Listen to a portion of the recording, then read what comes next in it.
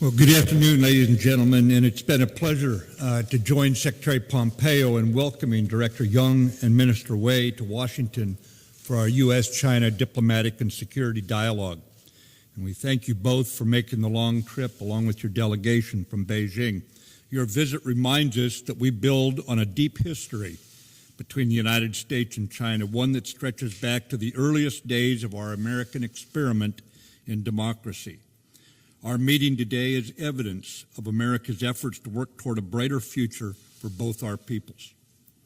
President Trump's national security strategy makes it clear that competition does not mean hostility, nor must it lead to conflict.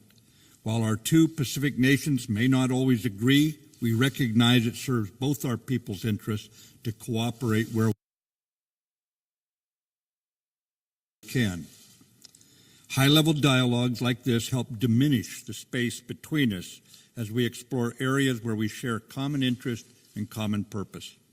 To that end, as Secretary Pompeo stated, today we discussed our shared desire to achieve the final, fully verified denuclearization of North Korea.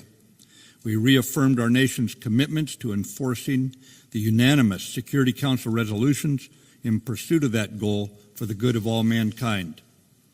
As Secretary of State touched on, we also discussed the importance for all military, law enforcement, and civilian vessels and aircraft, including those in the PLA Navy, the Chinese Coast Guard, and the PRC Maritime Militia, to operate in a safe and professional manner in accordance with international law as we seek peaceful resolution of all disputes in the South China Sea. Through candid discussions, we sought ways to lessen tension, maintain open lines of communication between our militaries, and reduce the risk of miscalculation. And we made clear that the United States will continue to fly, sail, and operate wherever international law allows. The U.S. commitment to a free and open Indo-Pacific, one that is underpinned by the rules-based international order and regional stability, is unwavering.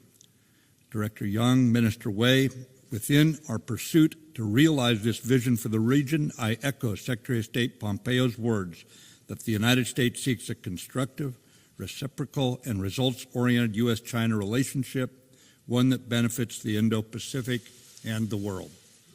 We continue our commitment to explore new areas of cooperation on strategic issues of mutual concern like space, cyber, and nuclear capabilities, as well as reinforce the importance of military-to-military exchanges for our bilateral relationship.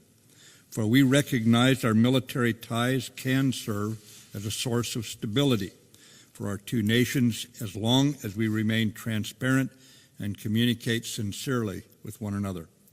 Along that line, the United States is committed to finalizing a military-to-military crisis deconfliction and communication framework with China, while we seek ways to implement and enhance the existing confidence-building measures, including what we call the Joint Staff Dialogue Mechanism. Director Young, Minister Wei, thank you again for coming to Washington today. Minister Wei, I look forward to continuing this morning's constructive conversation at our bilateral meeting this afternoon. And I now invite you to make your remarks.